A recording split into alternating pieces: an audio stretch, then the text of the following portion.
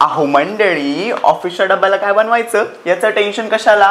ही चमचमीत अशी चना बटाटा रस्सा भाजी तुम्ही ट्राय करा ना, ज्याची चव आहे आरारारा खतरनाक. तर मंडळी काय करायचं, पितळाच्या कुकरमध्ये ना रात्रभर भिजत त्याला हरभरा, बटाटा, तमालपत्र, चवीपुरतं मीठ घालायचं. आता पाणी घालून झाकण बंद करायचं आणि दणकून 4 ते 5 शिट्ट्या काढायच्या बघा.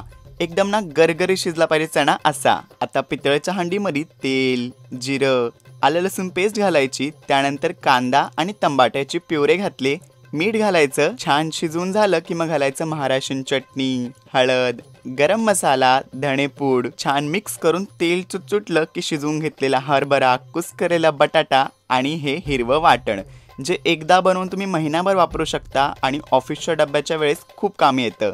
आणि ज्यात हरभरा शिजून घेतलेलं पाणी होतं ते घालायचं. छान ढवळून खळखळ उकळी फुटली ना की कोथिंबीर घालायची आणि तयार आहे की मग तुमची रसरशीत चमचमीत अशी चना बटाटा रस्सा भाजी. आता असा जबरदस्त पितळेचा डब्बा असेल आणि त्यामध्ये रसरशीत चमचमीत अशी जबरदस्त भाजी असेल, मग डब्बा ना सफाचट होऊनच येईल ना.